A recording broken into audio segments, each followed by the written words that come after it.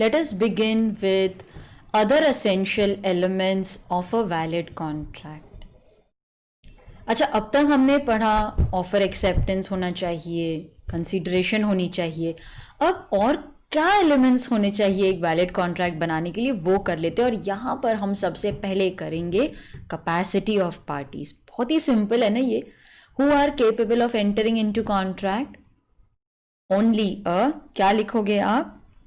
Major person लिखो. चलो, major person, person of sound mind. लिखते रहो मेरे साथ.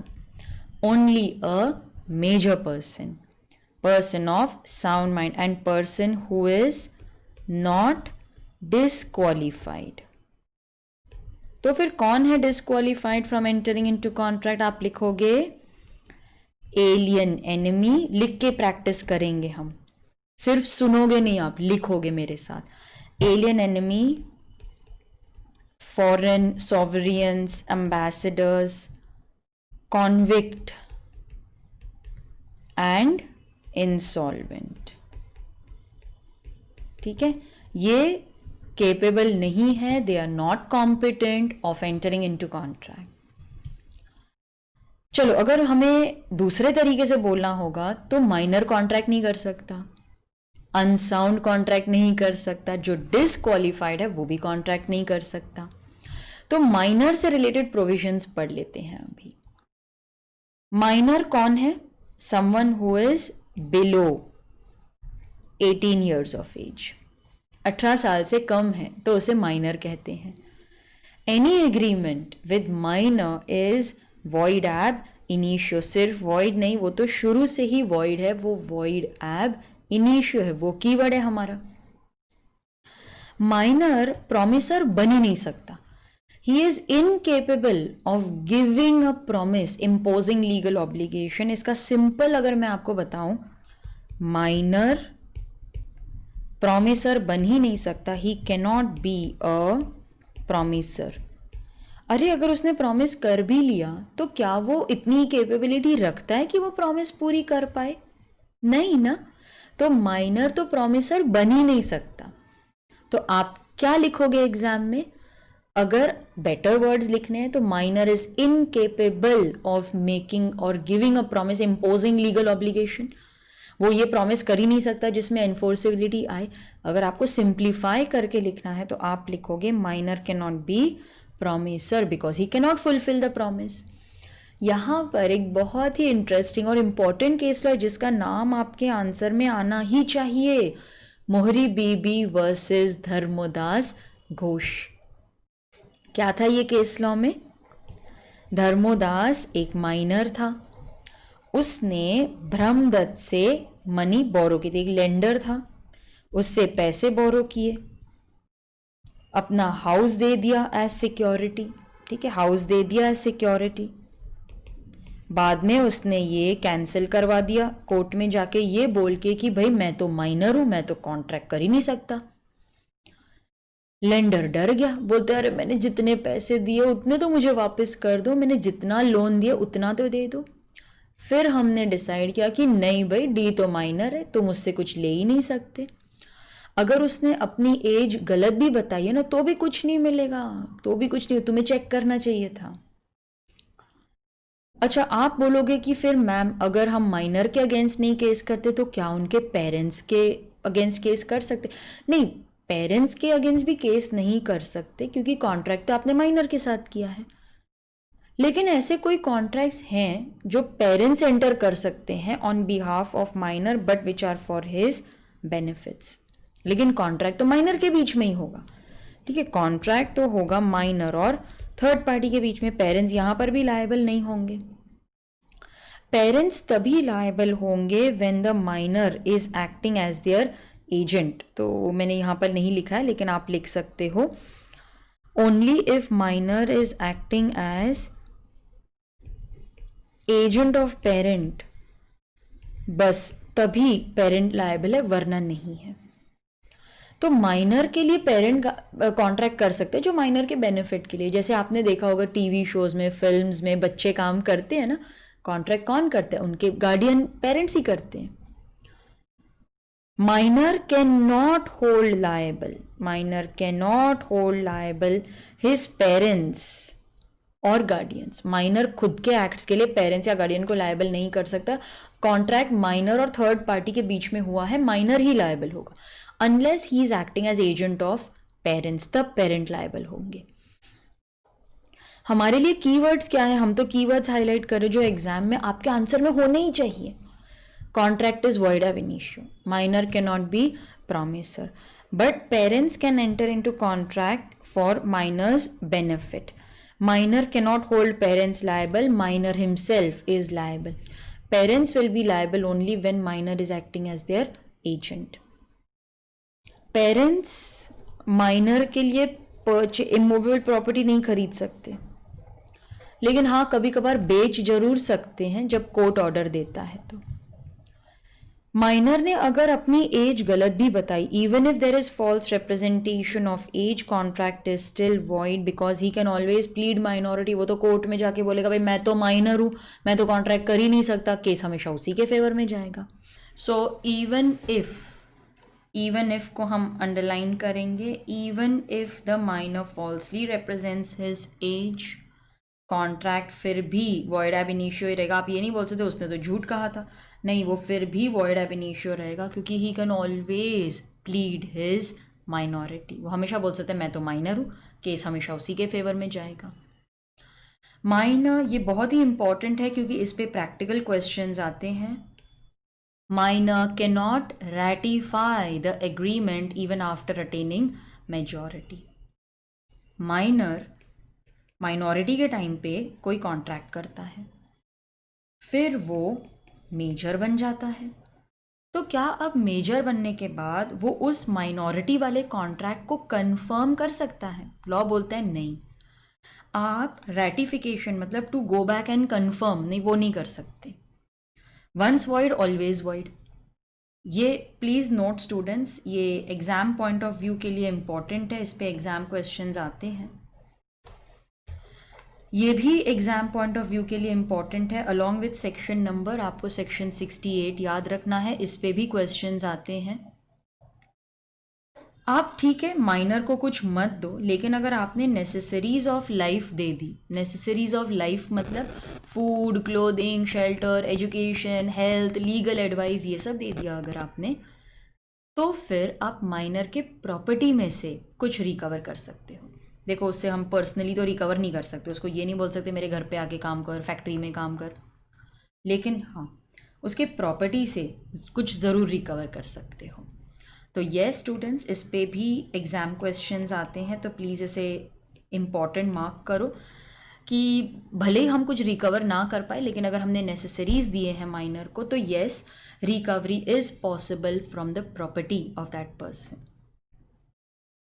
Minor can be appointed as agent. क्यों? हमने पढ़ा था ना कंसिडरेशन में, एजेंट अपॉइंट करने के लिए आपको ना तो कॉन्ट्रैक्ट की ज़रूरत है, ना ही आपको कंसिडरेशन देने की ज़रूरत है. जब दोनों की रिक्वायरमेंट ही नहीं है तो माइनर भी एजेंट अपॉइंट किया जा सकता है. So yes minor can be appointed as agent. तो देखा कितना सिंपल है, मैंने उसको कितना सिंप्लीफाई कर दिया. ना कॉन्ट्रैक्ट की ज़रूरत है, ना कंसीडरेशन की ज़रूरत है, इसीलिए आप माइनर को भी एजेंट अपॉइंट कर सकते हो. तो उसमें से ही हमें पूरा सेंटेंस पता लग गया कि कैसे लिखना है एग्जाम में. Minor can not become member of a company by allotment. मतलब we can not allot shares to minor. कि माइनर को हम अलॉटमेंट्स नहीं कर सकते. हाँ वो ट्रांसफ़र और ट्रांसमिशन से फुल्ली पेड अप शेयर का ओनर बन सकता है. तो हम यहाँ पर कीवर्ड्स में क्या लिखेंगे? Can not allot shares, but yes we can transfer, we can transmit to minor shares to minor. लेकिन वो शेयर्स भी क्या होने चाहिए? कीवर्ड क्या है यहाँ पर? फुल्ली पेड अप होने चाहिए, तभी हम उसे ट्रांसफ़र ट्रांसमिशन कर सकते हैं. यहाँ पर भी कोई लायबिलिटी अटैच नहीं होगी ना, इसीलिए फुल्ली पेड अप. तो कीवर्ड्स क्या है हमारे लिए? अलॉटमेंट तो नहीं कर सकते, ट्रांसफ़र ट्रांसमिशन कर सकते हो, फुल्ली पेड अप होगा तो ही कर सकते हो। Minor can be held liable for tort. Tort का मतलब है wrongful act. Wrongful act minor को हम लायबल कर सकते हैं if it is not contemplated by the act, by the contract. मतलब कि अगर हमने माइनर को किस चीज कुछ करने की अथॉरिटी दी थी, अगर वो उस अथॉरिटी में रहते हुए गलत काम कर सकता है तो फिर हम उसको लायबल नहीं कर सकते, लेकिन अगर वो उस अथॉरिटी के बाहर जाके कुछ काम करता है तो फिर हम उसे लायबल कर सकते हैं। यहाँ पर हम लिखेंगे रॉन्गफुल एक्ट, ठीक है। अगर वो रॉन्गफुल एक्ट ऑथराइज्ड में कुछ करता है, ऑथराइज्ड एक्ट में करता है, तो इस केस में माइनर लायबल नहीं होगा। लेकिन हाँ, अगर वो अनऑथराइज्ड एक्ट में कुछ कर देता है, ठीक है, अनऑथराइज में कुछ रॉन्गफुल एक्ट कर देता है, then the minor will be liable, ठीक है। तो हमने उसे कुछ अथॉरिटी दी थी, उसमें रहते हुए अगर वो कुछ गलत काम कर देता है, लाइक फ्रॉड कर देता है, चोरी कर देता है, तो हाँ माइनर लायबल नहीं होगा। लेकिन अगर अनऑथराइज एक्ट में कुछ कर देता है then minor will be liable. तो स्टूडेंट्स ये था माइनर के बारे में। कीवर्ड्स लिख लिए आपने, हाईलाइट कर लिए सब। यहाँ का कीवर्ड है allotment, transfer transmission, agent. Done, okay. Next we have contracts by person of unsound mind. क्या अनसाउंड पर्सन कॉन्ट्रैक्ट कर सकता है? नहीं, क्योंकि वो केपेबल ही नहीं है ना, उसे परफॉर्म कैसे करेगा। अनसाउंडनेस या तो परमानेंट होगी या टेम्परेरी। अच्छा बताओ, अगर परमानेंटली वो अनसाउंड है जैसे इडियट, तो फिर कॉन्ट्रैक्ट वॉइड हो जाएगा। क्या लिखेंगे हम यहाँ पर? हम क्या लिखेंगे? कॉन्ट्रैक्ट वॉइड हो जाएगा। इनफैक्ट कॉन्ट्रैक्ट तो वॉइड एब, यस वॉइड एब इनिशियो है, क्योंकि वो तो हमेशा ही अनसाउंड है ना, कभी कॉन्ट्रैक्ट नहीं कर पाएगा। लेकिन अगर टेम्पररी अनसाउंडनेस है, ओ यूजुअली तो साउंड रहता है, कभी कभार अनसाउंड हो जाता है, तो कब कॉन्ट्रैक्ट कर सकता है? हाईलाइट करो। जब वो साउंड है तभी कॉन्ट्रैक्ट करेगा। वैसे तो वो अनसाउंड ही रहता है, कभी कभार साउंड हो जाता है, तो जब वो साउंड है तभी कॉन्ट्रैक्ट करेगा। If he enters into contract during lucid intervals, lucid मतलब when he is of sound mind, जब वो साउंड माइंड का है तब वो कॉन्ट्रैक्ट करते तो वैलिड है। उसी का लिखा है कंटिन्यूएशन। जब ल्यूनेटिक है, जब मैड है, क्रेजी है, तो कॉन्ट्रैक्ट्स करेगा। अगर मैड है, क्रेजी है, तो फिर कॉन्ट्रैक्ट वॉइड हो जाएगा। कितना सिंपल है, देखा। परमानेंटली अनसाउंड है, वॉइड एब इनिशियो। जब वो साउंड है तब कॉन्ट्रैक्ट करता है तो वैलिड है, जब वो अनसाउंड है तो वॉइड हो जाएगा। अच्छा चलो, यहां पर आ गए हम persons who are disqualified by law. Alien, enemy. Alien मतलब फॉरेनर, एनिमी मतलब दुश्मन। अच्छा सुनो, मैंने ड्यूरिंग द वॉर अगर कॉन्ट्रैक्ट कर दिया तो फिर तो ये वॉइड हो जाएगा ना। मुझे थोड़ी ना पता था वॉर होने वाली है, मैंने तो पहले ही कॉन्ट्रैक्ट्स कर दिया। तो यहां पर अगर वो अगेंस्ट पब्लिक पॉलिसी है, ठीक है, अगर वो अगेंस्ट पब्लिक पॉलिसी है, मतलब वो सोसाइटी के खिलाफ जा रहा है, जैसे बॉम्ब का कोई कॉन्ट्रैक्ट था या कुछ ऐसा था जो एनिमी को फेवर करता है, तो वो वॉइड हो जाएगा। But if it is not against public policy, वो पब्लिक पॉलिसी के खिलाफ नहीं है, तो वो सिर्फ सस्पेंड होगा and it will be revived, मतलब वो वापस वैलिड हो जाएगा आफ्टर वॉर, ठीक है। It will be revived after war, okay. तो अगर वो पब्लिक पॉलिसी के अगेंस्ट है, सोसाइटी के अगेंस्ट है, तो वॉइड हो जाएगा। नहीं है तो सिर्फ सस्पेंड होगा, जब वॉर खत्म हो जाएगी तो फिर से रिवाइव हो जाएगा। Foreign sovereigns, ambassadors, diplomat, accredited representative of foreign states, इन सब के पास इम्यूनिटी है, वो हम पे केस कर सकते हैं, हम उन पे केस नहीं कर सकते. So they can sue, we can't sue them unless we obtain approval, unless approved by CG मतलब central government, unless approved by CG मतलब सेंट्रल गवर्नमेंट. तो उनके पास इम्यूनिटी है भाई, वो गेस्ट हैं हमारे, हम उन पे थोड़ी ना केस करेंगे. वो हम पे केस कर सकते हैं, हम उन पे केस नहीं कर सकते unless we obtain approval of the central government. Permission लिखो, अप्रूवल लिखो. कॉन्विक्ट मतलब कौन है? जो प्रिजन में है. अच्छा, जब वो प्रिजन में है तब क्या वो कॉन्ट्रैक्ट्स कर सकता है? नहीं. Can not enter into contract. तो यहां पर हम लिखेंगे can not enter into contract. अरे वो प्रिजन से बाहर आ गया, उसका सेंटेंस कंप्लीट हो गया, वो परोल पे है. परोल मतलब वो प्रिजन से तो बाहर है, सिर्फ परोल ऑफिसर के पास रिपोर्टिंग करनी पड़ती है हर हफ्ते में, फोर्टनाइटली, जो भी उनके डिसाइडेड है. तब प्रिजन से तो बाहर आ गया ना वो.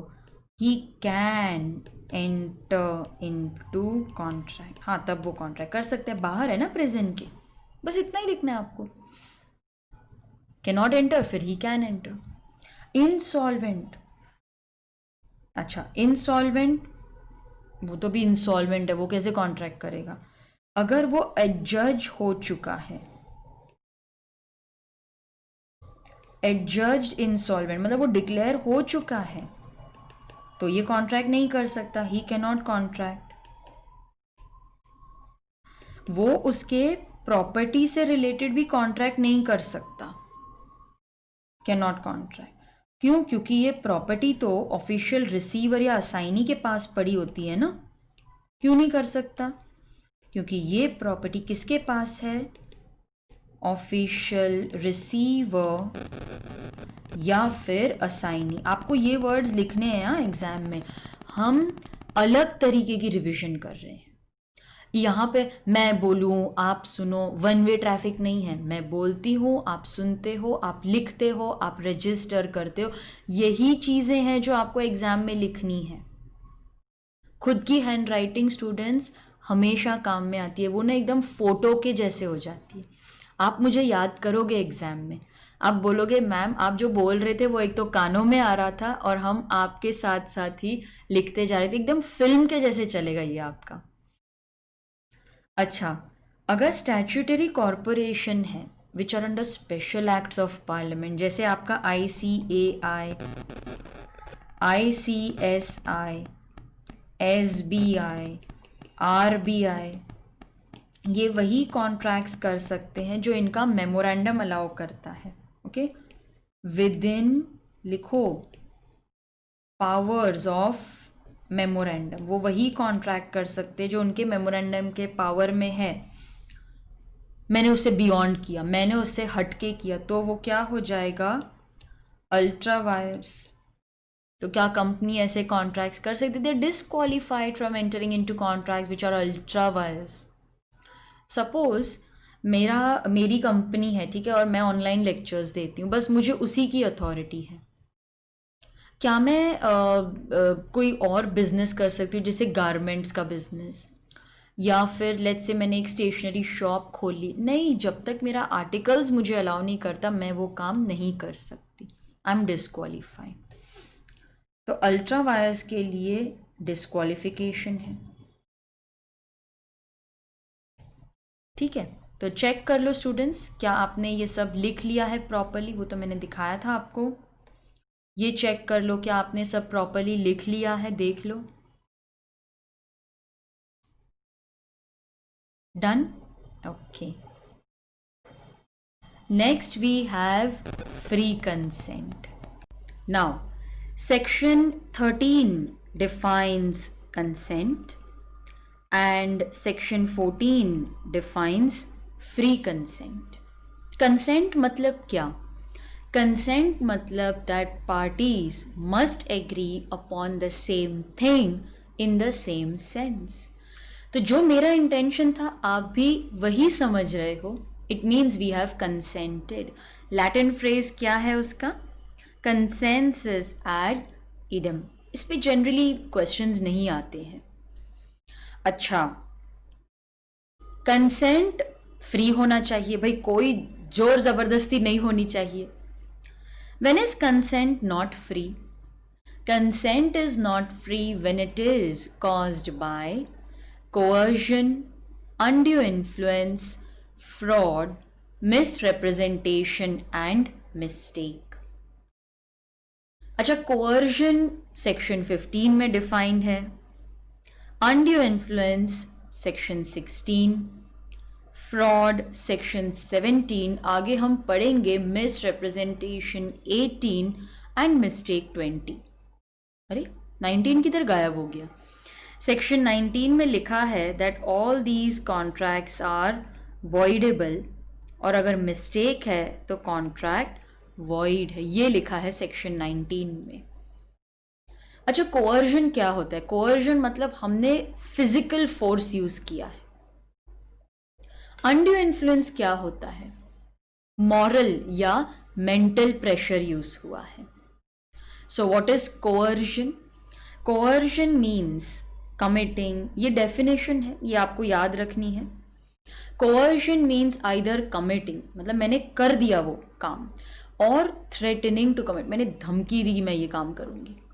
Any act which is forbidden bye the Indian penal code. Indian penal code मतलब ये क्रिमिनल एक्ट है, आपको जेल भी हो सकती है। या फिर देयर इज अनलॉफुल डिटेनिंग और threatening to detain any property. Property मतलब anything which belongs to the other person. क्यों कर रहे हैं हम ये सब? हम क्यों वो कोअर्जन क्यों यूज़ कर रहे हैं? Because we want the other person to enter in to contract. हम चाहते हैं कि सामने वाली पार्टी हमारे साथ कॉन्ट्रैक्ट करे, इसीलिए हम कोअर्जन यूज़ कर रहे हैं। यहाँ पर फिजिकल फोर्स आएगा, ठीक है। अगर आप अनड्यू इन्फ्लुएंस की बात करो, मैं क्यों इसे कंपेयर कर रही हूँ? ताकि अगर आपको डिफरेंस बिटवीन आए तो भी आप लिख पाओ, और दोनों they are very closely related. जैसे यहाँ पर फिजिकल फोर्स है, उधर मॉरल या मेंटल प्रेशर है। Contract is induced by undue influence when the relation existing between the parties is such that one party can dominate the will मतलब मर्जी of the other party। मतलब हमारा relation ही ऐसा है, ब्लड रिलेशन होना ज़रूरी नहीं है, रिलेशन ही ऐसा है कि एक पार्टी दूसरे को इन्फ्लुएंस कर सकती है, थोड़ा मॉरल या मेंटल प्रेशर डाल सकती है। हाँ, ये इंडियन पिनल कोड फॉरबिड नहीं करता है, लेकिन हाँ इसमें मॉरल या मेंटल प्रेशर होने की वजह से कॉन्ट्रैक्ट वॉइडेबल है। अच्छा, अब कोअर्जन और अनड्यू इन्फ्लुएंस में दोनों में क्या फ़र्क होगा? कोअर्जन फिजिकल है, अनड्यू इन्फ्लुएंस मॉरल या मेंटल प्रेशर है। Coercion Indian penal code forbid करता है, अनड्यू इन्फ्लुएंस में ऐसा कुछ नहीं है। कोअर्जन कोई भी कर सकता है, ऐसा ज़रूरी नहीं कि हमारे बीच में रिलेशन होना चाहिए, लेकिन अनड्यू इन्फ्लुएंस में कुछ रिलेशन होना चाहिए। लाइक से for example solicitor client, doctor patient, spiritual adviser devotee, यहाँ पर तो हम प्रिज्यूम करके चलते, इधर तो प्रिजम्पशन है कि भाई अनड्यू इन्फ्लुएंस तो हो ही सकता है, इनका रिलेशन ही ऐसा है देखो। लेकिन कोअर्जन में ऐसी कोई रिलेशन की ज़रूरत ही नहीं है आपको, नो रिलेशनशिप इज़ रिक्वायर्ड, कोई भी किसी पे भी कोअर्जन कर सकता है। स्टूडेंट्स, ये मुझे हमेशा लगता है इम्पॉर्टेंट है, पर इस पर कभी क्वेश्चन पता नहीं आया क्यों नहीं। Threat to commit suicide amounts to coercion. मैं क्यों ये हाईलाइट करवाती हूँ पता है? हर साल मुझे लगता है कि नहीं ये हाईलाइट करना चाहिए, बिकॉज क्या होता है सुसाइड में हमें बहुत बार ऐसे लग सकता है कि शायद अनड्यू इन्फ्लुएंस है, क्योंकि रिलेशन हम ढूंढने जाते हैं इसीलिए वो सुसाइड करे, बट ऐसा ज़रूरी नहीं है। ऐसा ज़रूरी नहीं है कि किसी के बीच में रिलेशन होगा तभी वो उसे धमकी देता है कि मैं सुइसाइड कर लूँगा। इनफैक्ट सुइसाइड अटेम्प्ट करना एक टाइम पे पनिशेबल था बाय लॉ, अभी तो निकाल दिया है, but threat to commit suicide causes physical harm that is why it is coercion. अब हस्बैंड वाइफ में अगर वाइफ बोलती है आई विल कमिट सुइसाइड, अगर तुमने ऐसा नहीं किया, मत सोचो कि वो अनड्यू इन्फ्लुएंस है, क्योंकि लॉ में स्पेसिफिकली दिया हुआ है कि वो कोअर्जन है। तो हम भी थ्रेट टू कमिट सुइसाइड बोलेंगे, भाई ये तो कोअर्जन है। इसीलिए मुझे लगता है ये इंपॉर्टेंट है आपके लिए, बिकॉज हम कंफ्यूज ना हो जाएं कि ये शायद अनड्यू इन्फ्लुएंस है। कोअर्जन है, इसीलिए कॉन्ट्रैक्ट वॉइडेबल है at the option of the party whose consent was so obtained, मतलब जिस पर कोअर्जन यूज की गई है। कैन आई से कोअर्स्ड पार्टी? कोअर्स्ड पार्टी मतलब हमने जिसे फोर्स किया है, जिस पे हमने कोअर्जन यूज किया है, क्या हम उसे एग्रीव्ड पार्टी भी बोल सकते हैं? यस। हाँ, यहाँ पर भी अनड्यू इन्फ्लुएंस में भी contract is voidable at the party whose consent was so obtained. It means हम वीकर पार्टी के बारे में बात कर रहे हैं, ठीक है, वीकर पार्टी।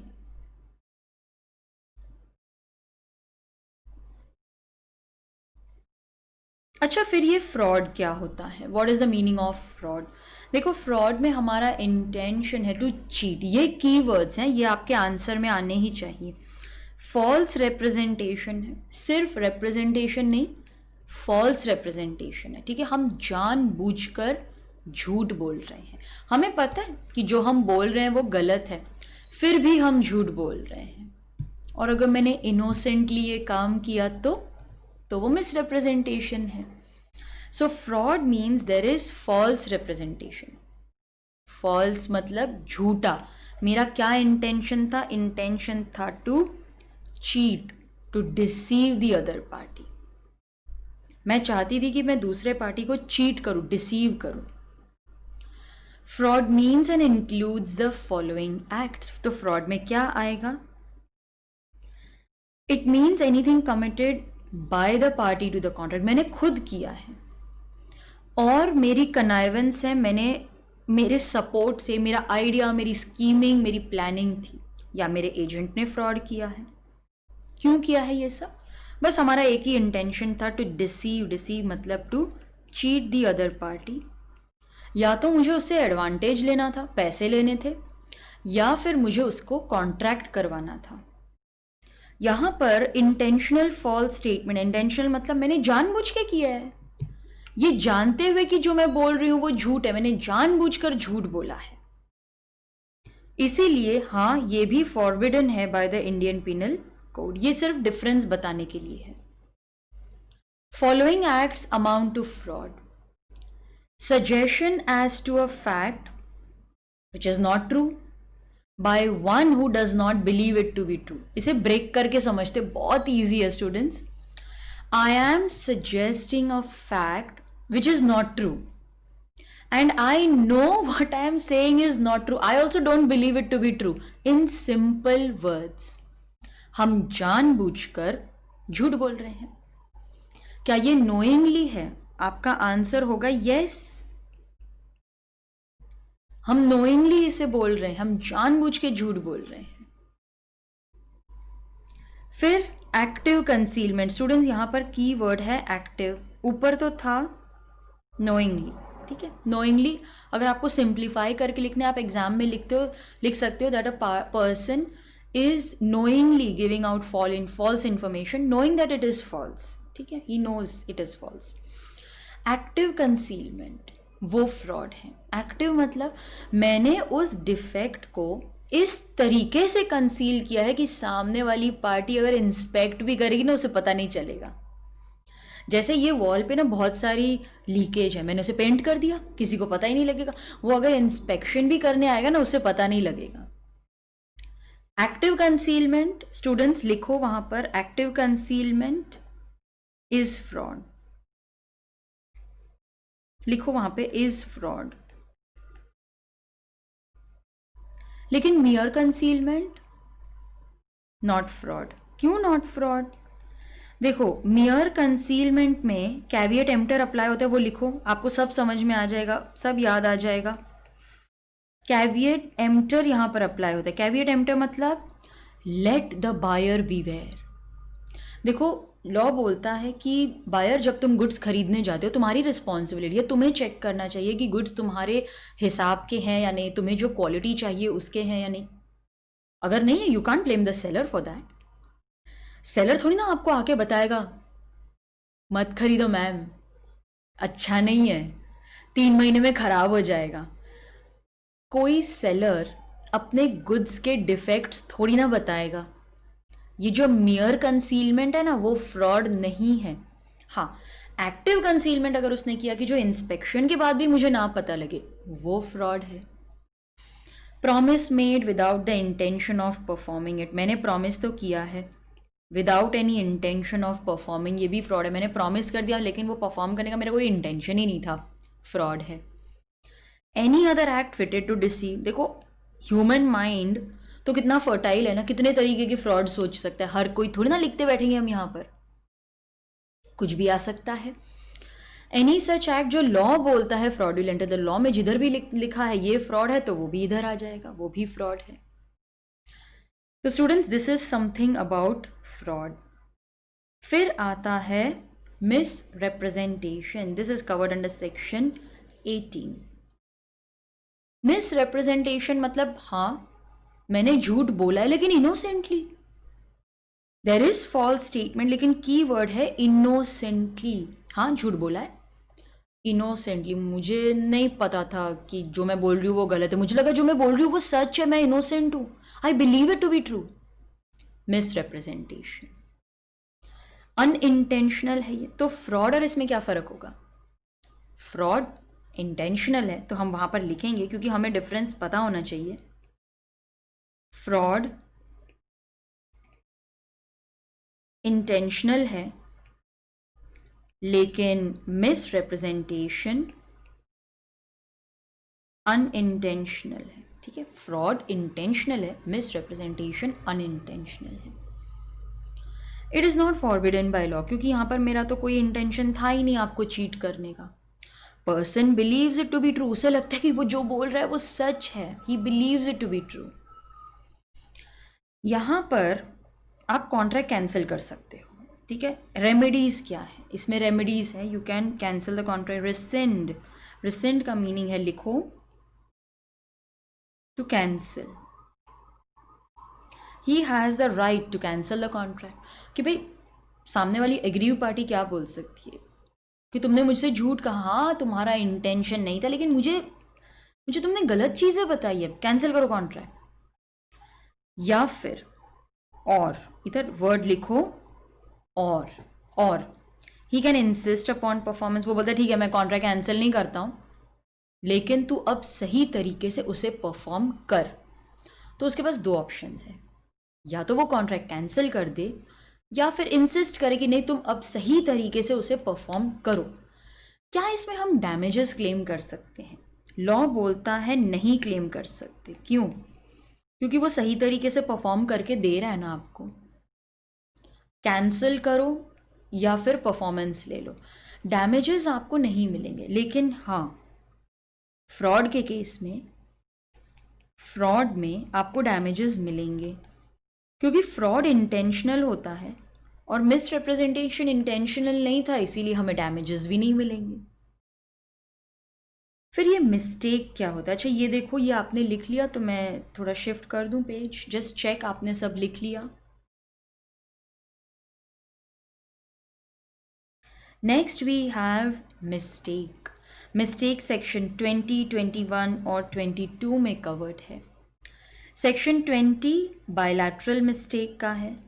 ये सेक्शन नंबर आपके लिए बहुत इंपॉर्टेंट है, फॉर एग्जाम्पल इस पर प्रैक्टिकल क्वेश्चंस आते हैं। यूनिलैटरल मिस्टेक सेक्शन 22 और mistake of Indian law section 21 में आता है। तो थोड़े ऊपर नीचे हैं सेक्शन, बट ईजी है, याद रखो। 20, 21 लॉ में और 22 फिर यूनिलैटरल।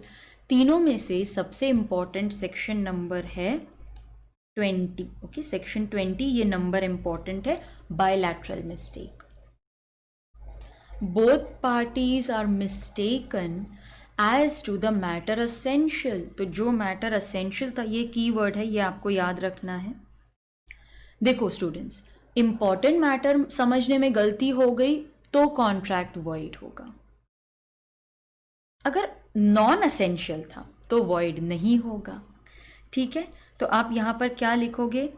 असेंशियल है इसीलिए कॉन्ट्रैक्ट वॉइड है।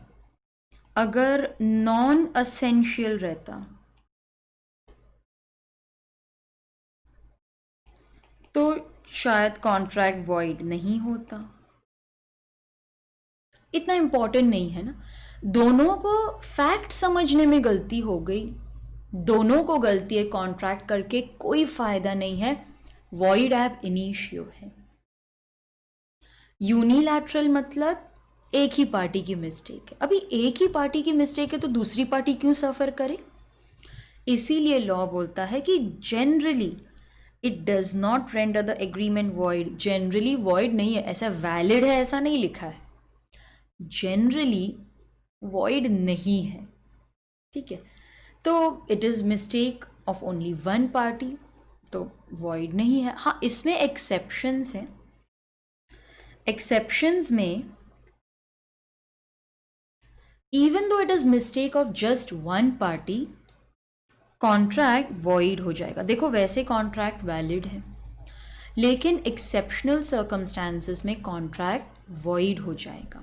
ठीक है, ऐसे कौन से एक्सेप्शंस हैं हम वहाँ पर लिखेंगे। अगर आपको याद आता है तो आप याद करके लिखो। क्या होगा बताओ?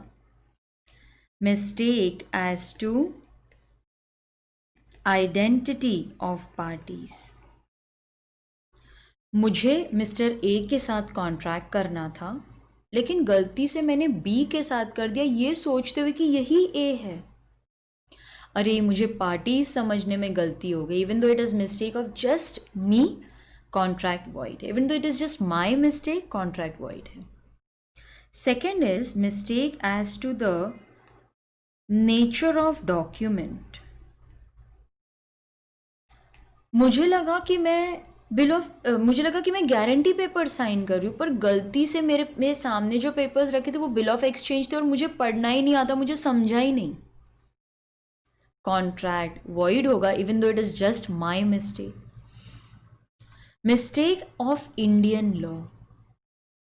आपको अपने कंट्री का ही लॉ ही नहीं पता, आपको अपने कंट्री के रूल्स नहीं पता, लॉज नहीं पता। देखो ये बहाना देकर ना आप कॉन्ट्रैक्ट वॉइड नहीं कर सकते। Contract is not voidable as one is expected to know the law of his own country. In other words, ये हमारे लिए important है। In other words, the contract remains valid. क्यों valid होगा? Because you are supposed to know the law of your own country. आप ये नहीं बोल सकते कि मुझे मेरे कंट्री का लॉ ही नहीं पता। हाँ, लेकिन हमें हर कंट्री का लॉ थोड़ी ना पता होगा। What if there is mistake of some foreign law? तो कॉन्ट्रैक्ट वॉइड होगा if both the parties are under mistake as to foreign law. दोनों को अगर फॉरेन लॉ समझने में गलती हो जाती है तो कॉन्ट्रैक्ट वॉइड है। अभी ये नहीं लिखा है, एक ही को हो गई तो फिर वो फैक्ट्स ऑफ द केस पे डिपेंड करेगा। लेकिन अगर दोनों को समझने में गलती हो गई and the contract is void.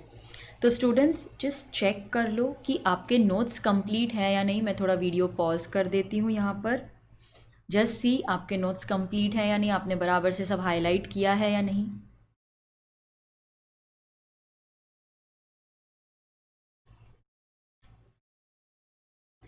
Students you can purchase these notes. I have put the link in the description box.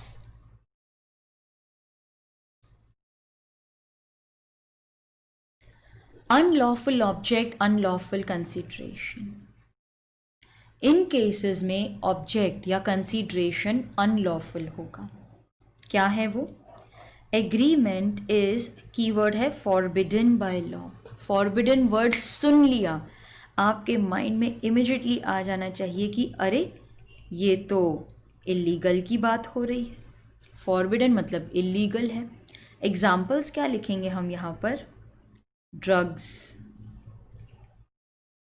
Killing. ठीक है। Agreements defeating the provisions of law. अगर मैंने ये कॉन्ट्रैक्ट कर लिया तो it will defeat the provisions of law और मुझे कोई भी दूसरे लॉ से पंगा नहीं लेना है। अगर वो लॉ बोलता है कि कॉन्ट्रैक्ट वॉइड है तो हम भी मानते हैं वॉइड है। द ऑब्जेक्ट इज फ्रॉड्यूलेंट, मेरा जो ऑब्जेक्ट मतलब मेरा जो पर्पस है ना कॉन्ट्रैक्ट करने का, वो चीटिंग है। ऑब्जेक्ट मतलब the purpose of the contract is fraud. Suppose X Y Z ये 3 पार्टीज हैं, तीनों ने ए पे फ्रॉड करके उससे पैसे ले लिए। ओके, उन्होंने फ्रॉड किया और उससे पैसे ले लिए। तो लॉ बोलता है कि तुम्हारे पास जो भी पैसा आया है ना, जो भी कंसीडरेशन आई है, ये तो फ्रॉड से आई है, अनलॉफुल है ये। तुम्हारा तो ऑब्जेक्ट ही फ्रॉड्यूलेंट था। Agreement causing injury to a person और प्रॉपर्टी, यहां पर injury doesn't mean physical only. यहाँ पर इंजरी का मतलब हो सकता है कि आपको फिजिकल या फिर मॉनिटरी लॉस हुआ है। ठीक है, तो इधर आप लिख सकते हो इंजरी इंक्लूड्स, आप लिख सकते हो इंक्लूड्स मॉनिटरी लॉस। कुछ तो लॉस हुआ है आपको, फिजिकल भी हो सकता है, मॉनिटरी भी हो सकता है। कंसीडरेशन इज इमोरल, इमोरल का मतलब है ये हमारे वैल्यूज़, अपब्रिंगिंग, वैल्यूज़, हमारे जो हमारे संस्कार हैं उसके खिलाफ है। सोसाइटी भी लिख सकते हो, बिलीफ्स लिख सकते हो। अच्छा, consideration is oppose to public policy, इस पे जनरली स्टूडेंट्स, इस पे प्लीज़ लिखो, इस पे जनरली प्रैक्टिकल क्वेश्चंस आते हैं, जो केस स्टडी बेस्ड क्वेश्चंस होते हैं ना, प्रैक्टिकल क्वेश्चंस आते हैं। ट्रेडिंग विद एनिमी, क्या आप अपने एनिमी के साथ कॉन्ट्रैक्ट कर सकते हो ड्यूरिंग वॉर? हमने पढ़ा था ना, ड्यूरिंग वॉर तो वॉइड एब इनिशियो है, वॉइड है। पहले कर लिया तो सस्पेंड हो जाएगा, फिर वॉर खत्म हो जाएगी तो रिवाइव हो जाएगा। Stifling prosecution, to stifle means to stop. Okay, to stifle means रोकना, टू स्टॉप। और prosecution means to file a case. You are stopping yourself from filing a case. आपने किसी को मर्डर करते हुए देख लिया, आप बोलते हो मैं तेरे अगेंस्ट केस नहीं करूंगा, मेरे को 5 लाख रुपए दे, इट्स वॉइड। आज एक मर्डर किया है, छूट गया, कल 2 और करेगा, इट्स अगेंस्ट द सोसाइटी। ये सब एग्रीमेंट्स आप नहीं कर सकते। मैरिज ब्रोकरेज कॉन्ट्रैक्ट, ब्रोकर कौन होता है? ब्रोकर कौन होता है? जो डील करवाता है। मैरिज कोई डील है क्या? क्या are you buying the boy, are you selling the girl? No, ये कोई डील तो नहीं। तो अगर कोई भी मैरिजेस फिक्स करवाता है पैसे के लिए, तो वो ब्रोकर का काम कर रहा है, वॉइड है ये। फिर आप बोलोगे कि मैम ये जो जितने भी ना शादी.com, मैट्रिमोनी.com, वो सब ब्रोकर का काम थोड़ी ना करे, वो तो सिर्फ एक प्लेटफॉर्म दे रहे जहाँ पर आओ, हम इतने लोगों की लिस्टिंग है, खुद ही चुन लो किससे शादी करनी है, वो ब्रोकर नहीं है। Agreements interfering with the course of law and justice, जज को पैसे देना, पुलिस को पैसे देना, विटनेस को पैसे देना, you are interfering with the system of justice, void है ये। इंटरेस्ट अगेंस्ट ऑब्लिगेशन, यहां पर इंटरेस्ट का मतलब है मनी, ऑब्लिगेशन मतलब you are getting money to go against your obligation, void है ये सब, सोसाइटी के अगेंस्ट है। Trafficking in public office, trafficking का मतलब है सेल, और पब्लिक ऑफिस का मतलब है गवर्नमेंट जॉब्स, गवर्नमेंट जॉब्स। तो आप गवर्नमेंट की जॉब्स खरीदे, मतलब ब्राइब वगैरह दे के आप जॉब खरीद रहे हो, पोजीशन ले रहे हो, वॉइड है ये सब। जो डिजर्विंग कैंडिडेट है, सब में लॉजिक हुई है, जो डिजर्विंग है वो रह जाएगा, और जो पैसे देने को तैयार है जॉब उसको मिल जाएगी। ये तो डिजर्विंग कैंडिडेट्स के खिलाफ है। Agreement for creation of monopoly, क्या मोनोपोली अच्छी सिचुएशन होती है? मोनोपोली मतलब क्या? सिंगल सेलर, मेनी बायर्स, वो तो प्राइस मेकर है, वो तो कोई भी पैस जो उसको चाहिए, जो मन में आता है वो प्राइस रखेगा। It's not a healthy situation. So any agreement which creates monopoly, जैसे मैंने आपको बोला ये एरिया में सिर्फ आप ही वेजिटेबल सेल करोगे, मैंने आपके साथ एग्रीमेंट किया है, आप ही ऑथराइज हो, आपको मैं मोनोपोलिस्ट बना रही हूँ, आपको तो जो मर्जी आप वो प्राइस लोगे वेजिटेबल्स का. This is against public policy, it's against the society. अब you are taking advantage of people. Champerty and maintenance, ये क्या होता है? दोनों में ना सिर्फ एक छोटा सा फर्क है दोनों सेम. चैम्पटी मतलब क्या? ए ने बी को केस फाइल करने में हेल्प की. ए ने बी को केस फाइल करने में हेल्प की, और वो क्या बोलता है पता है? तू अगर जीत जाएगा ना तो मुझे 20% दे देना. तो वो लोग क्या कर रहे हैं? शेयरिंग कर रहे हैं कि जो भी तुझे मिलेगा उसका 20% मुझे दे देना. अगर वो शेयरिंग कर रहे हैं तो चैम्पर्टी है. मेंटेनेंस क्या होता है? ए ने बी को केस फाइल करने के लिए या केस मेंटेन रन करने के लिए पैसे दिए. पैसे तो लगते रहते हैं, कितनी हियरिंग्स होती हैं, लेकिन यहाँ पर शेयरिंग नहीं है. यहाँ पर शेयरिंग नहीं है, ये मेंटेनेंस है. तो अगर शेयरिंग होगा चैम्पर्टी है, वरना मेंटेनेंस. अब इसमें क्या हो गया? ये क्यों वॉइड है? ये वॉइड क्यों है? देखो, अगर आप जेन्युइनली हेल्प कर रहे हो तो वैलिड है. जेन्युइनली हेल्प करो, उसके पास पैसे नहीं, मैंने दे दिए. लेकिन अगर आपका इंटेंशन चीटिंग का है, फ्रॉड्यूलेंट है, एक बार आ जाए ना पैसे पूरे ही रख लेंगे हम. अगर आपका इंटेंशन है to cheat the other party, to take advantage of him, then in that case it is void. तो आपका अगर गुड फेथ नहीं है ना तो वॉइड है. तो लॉ अज्यूम करता है, इंडिया में एक्चुअली वैलिड भी हो सकता है, वॉइड भी हो सकता है. लेकिन अगर एग्जाम में आता है तो हम बोलेंगे नहीं बाबा ये वॉइड ही है, क्योंकि कोई ऐसे ही बिना वजह थोड़ी ना हमारी हेल्प करेगा, मदद करेगा.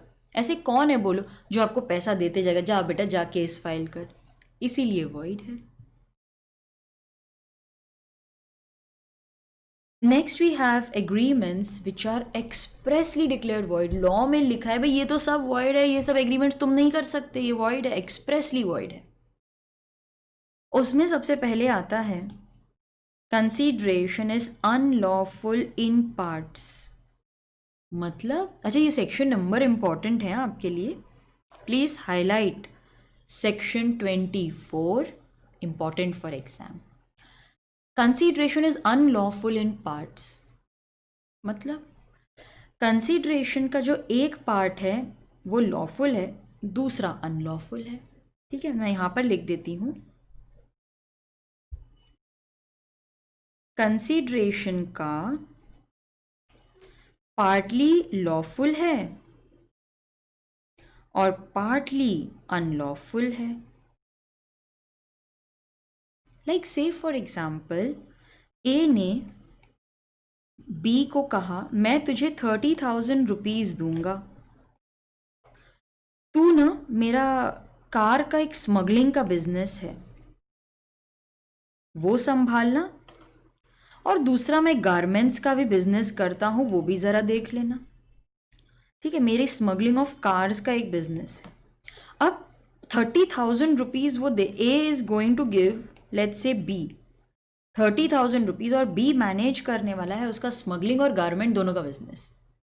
अब क्या आपको पता है इस 30,000 में से उसे स्मगलिंग के लिए कितना मिलने वाला है और गारमेंट के लिए कितना मिलने वाला है? नहीं पता ना. देखो, स्मगलिंग जो है ये तो वॉइड है, ये अनलॉफुल है, और जो गारमेंट वाला बिजनेस है वो वैलिड है, लॉफुल है. देखने पे आपको पता चला कि उसको लॉफुल के लिए कितना मिलने वाला है, अनलॉफुल के लिए कितना मिलने वाला है? नहीं ना. तो लॉ बोलता है that if illegal part can not be separated from the legal part. आप इलीगल वाले को सेपरेट नहीं कर सकते, तो यहाँ पर हमारे लिए कीवर्ड क्या होगा, कैन नॉट बी सेपरेटेड। जब आप लीगल और इलीगल को सेपरेट नहीं कर सकते तो स्टूडेंट्स बताओ मुझे क्या लिखना चाहिए यहाँ पर, the entire agreement is void, या फिर आप लिख सकते हो एंटायर कंसिडरेशन इज वॉइड, पूरा का पूरा वॉइड हो जाएगा। लेकिन हाँ, मैं आपको बताती हूँ कि स्मगलिंग के लिए मैं उसे 20,000 दे रही हूँ, गारमेंट के लिए 10,000। अब बताओ, अब आप बोलोगे देखो मैम अगर कैन बी सेपरेटेड है, ठीक है, if they can be separated, तो जो लॉफुल पार्ट है ना वो वैलिड होगा, और जो अनलॉफुल है वो वॉइड हो जाएगा, क्योंकि सेपरेट कर सकते हैं ना हम, इसीलिए। तो स्टूडेंट्स एक काम करो, ये लिख लो फुर्सत से, वीडियो पॉज करके लिखो। हो गया? एग्जाम्पल भी चाहिए तो वो भी लिख लो। ठीक है। Agreement in restraint of marriage, आप किसी को शादी करने से रोक नहीं सकते, मेजर होगा तो। मैंने आपसे कहा मैं आपको 50,000 दूंगी, शादी मत करो, भाई आप लीगली मतलब आप you are of marriageable age, आप कर सकते हो, आपकी मर्जी किससे भी करना है, रोकना अवॉइड होगा। Every agreement in restraint of marriage is void, only exception is in case of minor. आप अगर किसी माइनर की शादी रोक लेते हो तो वो वैलिड है। लाइक से फॉर एग्जाम्पल एक्स ने वाई से कहा, अरे Y are you getting your minor daughter married, वो छोटी है अभी। नहीं साहब क्या करे, पैसे नहीं है, कैसे चलाएं घर। एक्स बोलता है ये ले 50,000 रुपये, तू माइनर की मैरिज मत करवा प्लीज, तेरी बेटी जब वो 18 साल की हो जाएगी ना तभी करवाना, मैं तेरे को 50,000 देता हूं। अगर आपने माइनर की मैरिज रोकने के लिए पैसे दे दिए तो ये वैलिड है, ये वैलिड होगा। इसका रीस्ट्रेन मतलब रोकना, ठीक है, रीस्ट्रेन मीन्स टू स्टॉप, ये वैलिड है, सेक्शन 26। स्टूडेंट्स अब आता है the most important section, section 27, एकदम प्रिंस सेक्शन है ये। क्यों? बहुत इंपॉर्टेंट है, काफ़ी बार क्वेश्चंस आते हैं। सेक्शन 27, आप किसी को भी बिजनेस करने से रोक नहीं सकते। Agreements in restraint of trade they are void, लिखो वहां पर they are void. Agreements in restraint of trade they are void.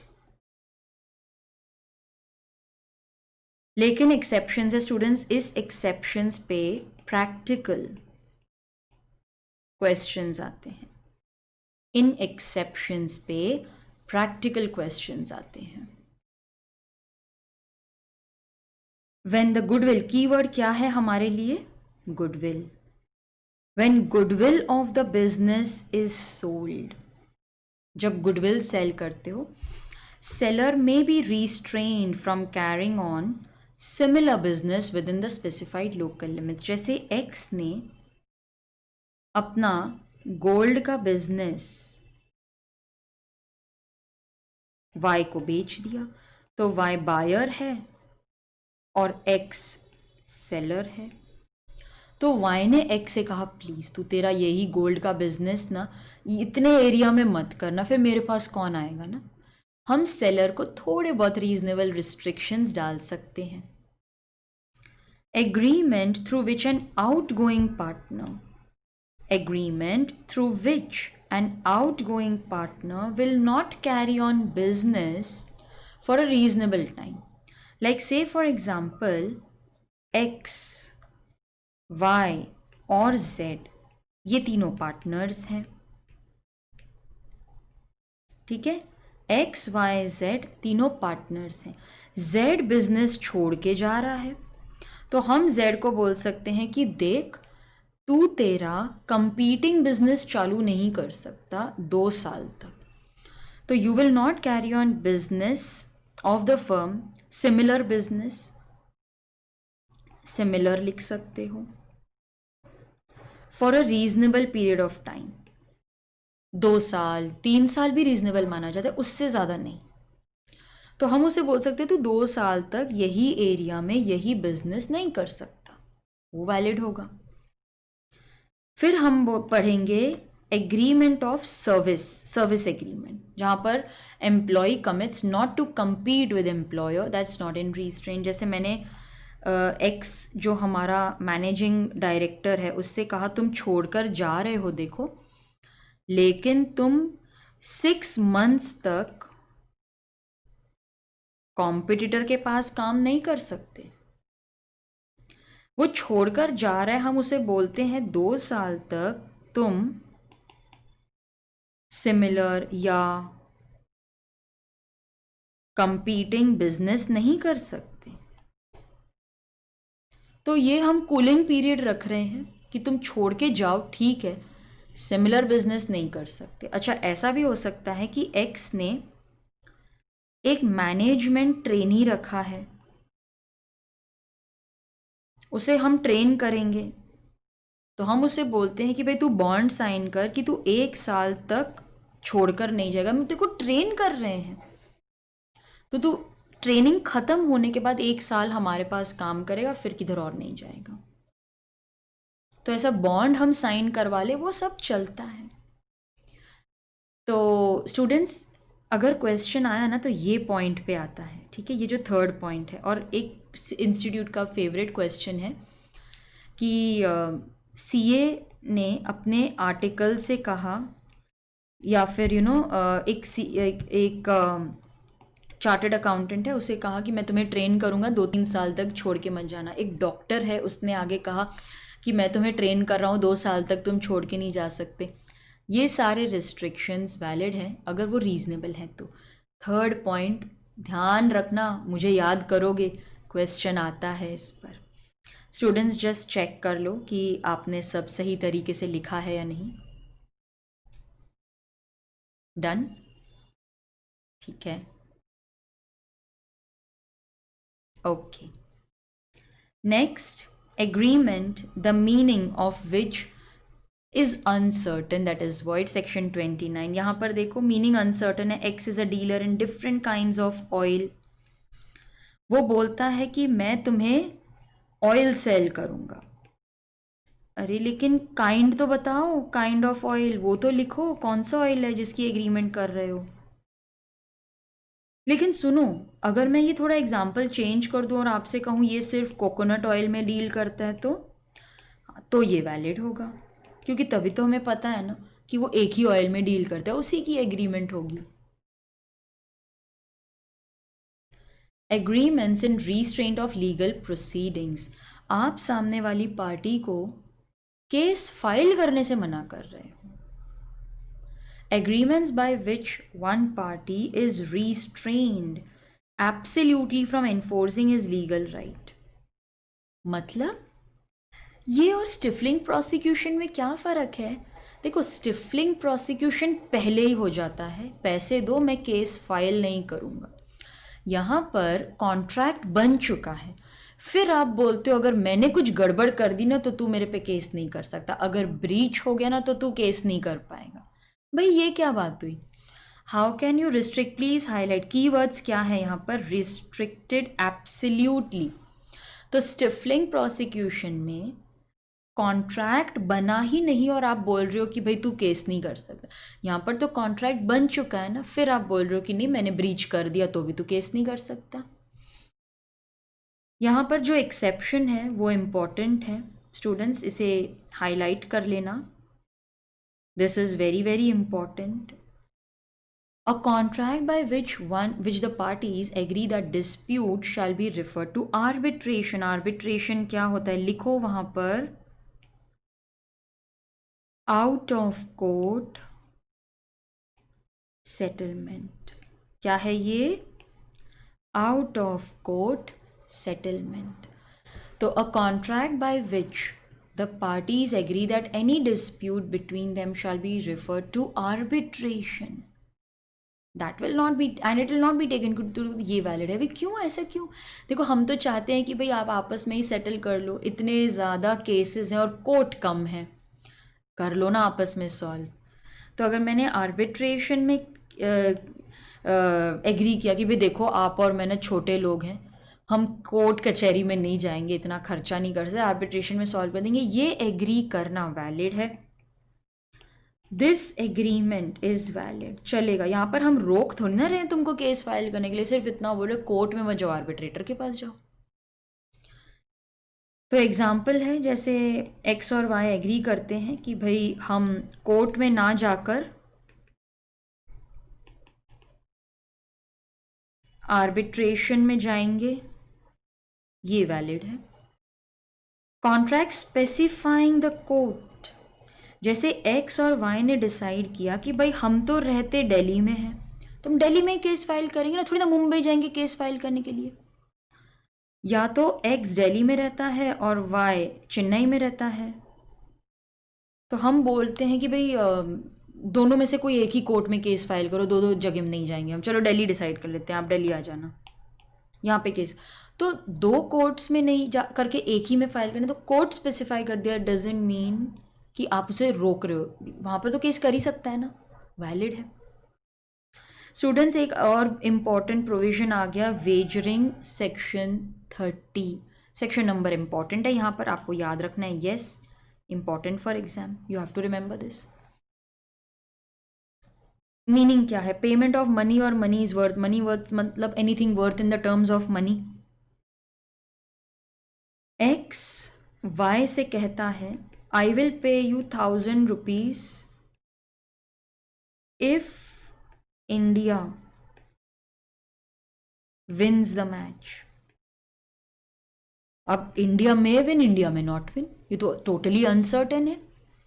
So payment of money और मनी इज वर्थ कब? Upon ascertainment of future uncertain event is wagering, मतलब x पे करेगा या नहीं करेगा, डिपेंड्स अपॉन सम अनसर्टन इवेंट। तो यहां पर आप लिखोगे टू पे और नॉट टू पे, डिपेंड्स अपॉन, टू पे और नॉट टू पे, डिपेंड्स अपॉन अनसर्टन इवेंट, उसे वेजरिंग बोलते हैं। वेजरिंग वॉइड है, मतलब जो वेजरिंग वाला एग्रीमेंट है वो वॉइड है, लेकिन उसका जो कोलैटरल होता है ना, कोलैटरल मतलब एडिशनल, ये वैलिड है। तो जो मेन एग्रीमेंट है वेजरिंग का वो वॉइड है, लेकिन जो एडिशनल है, जो कोलैटरल है, वो वैलिड होगा। मेन वॉइड है लेकिन कोलैटरल वैलिड है। ये सिर्फ वेजरिंग में है, ओके, सिर्फ वेजरिंग में। बाकी में होता है मेन वॉइड, तो collateral may not be void. अच्छा, वेजरिंग इज, आप लिखोगे क्या लिखें? वॉइड तो रेस्ट ऑफ इंडिया में है, they are illegal in Maharashtra and Gujarat. State के ऊपर डिपेंड करता है कि वो उसे और स्ट्रिक्ट करना चाहते हैं या नहीं। अरे सुनो, अब रेस्ट ऑफ इंडिया में तो वॉइड है पर कोलैटरल वैलिड है। वेजरिंग इलीगल महाराष्ट्र और गुजरात में, मतलब कोलैटरल पे क्या असर पड़ेगा? कोलैटरल यहां पर वॉइड हो जाएगा। Is it clear? सही पहचाना आपने, सिर्फ महाराष्ट्र और गुजरात में कोलैटरल वॉइड होगा, बाकी जगह वैलिड है। अच्छा, ये तो बात हो गई उन कॉन्ट्रैक्ट्स की जो अनसर्टन इवेंट्स पे बेस्ड है। अनसर्टन मतलब हो भी सकता है, नहीं भी हो सकता, बारिश हो सकती है, नहीं भी हो सकती है, इंडिया में विन द मैच, इट में लूज द मैच। लेकिन जहां पर स्किल इन्वॉल्व, स्किल जैसे कोई भी, जैसे पजल्स हो गई, या फिर कोई जहाँ पे प्राइज़ मिलने वाला है आपको, let's say for example KBC हो गया, या आपने कोई ऐसे राइटिंग कंपटीशन है, जो बेस्ट है उसे प्राइज़ मिले, आपके स्किल पे डिपेंड करता है, तो वो वैलिड है। तो अगर स्किल इन्वॉल्व है तो वो वैलिड है, लेकिन चांस इन्वॉल्व है, हो भी सकता है नहीं भी हो सकता है, वो वॉइड है। तो ये जो चांस है ना वो वेजर है। हॉर्स रेसिंग ये एक एक्सेप्शन है। हॉर्स रेसिंग पे बेटिंग वैलिड है because it is considered to be game of skill. If amount is less than 500 तो वो वेजर है, वॉइड है। If it is more than 500 तो वो वैलिड है। अब ऐसा क्यों मैम पहली बार देख रहे हैं? क्योंकि it is considered to be game of skill, अमीरों का गेम है ना ये, क्योंकि ये तो गेम ऑफ स्किल है। 500 से कम होगा तो वेजर है। हम नहीं चाहते कि लोग खेलें ये, और जो 500 से ज़्यादा लगा सकता है वो तो लॉसेस ले सकता है, उतनी तो हैसियत होगी उसकी। Is lottery wager? Yes, as per the contract act. लेकिन अगर आपका स्टेट अलाउ करता है, you can buy lottery, sell lottery, कोई भी जेल में नहीं डालेगा आपको। लेकिन अगर जीत गए और पैसे नहीं मिले तो भाई हम पे केस करने मत आना। Lottery is wager, yes, agreement is void. Lottery wager है, वॉइड है ये। स्पेक्यूलेटिव जो ये जैसे शेयर मार्केट हो गया, दे आर वैलिड। ठीक है। अरे ये जो स्पेक्यूलेटिव ट्रांजैक्शंस है वो वैलिड है because they involve delivery. Like से फॉर एग्जाम्पल मैंने एक्स के साथ एक कॉन्ट्रैक्ट कर लिया और बोल दिया कि मैं तुम्हें जूट दूंगा 6 महीने के बाद, तो ये एक फॉरवर्ड ट्रांजैक्शन है। यहाँ पर 6 महीने के बाद जो भी प्राइस हो वो हम सेटल कर लेंगे। You will settle the difference in price, plus delivery भी तो दोगे ना, आपने बोला था ना मैं जूट दूंगा। तो आपका मेन एम डिलीवरी है, इसीलिए वो वैलिड है। ठीक है, तो speculative transactions are valid as they involve delivery. तो स्टूडेंट्स जस्ट चेक कर लो आपने सब कुछ सही तरीके से लिखा है या नहीं। मैं थोड़ा जूम इन कर देती हूँ। जस्ट चेक कर लो आपने सब कुछ कवर कर लिया है या नहीं। डन, ओके, ये देख लो। All right, see this also. ठीक है, तो इसी के साथ साथ हमारा यूनिट 3 ख़त्म होता है। नेक्स्ट वीडियो में आपके साथ डिस्कस करूँगी unit 4 that is performance of contract. So I will see you in the next video.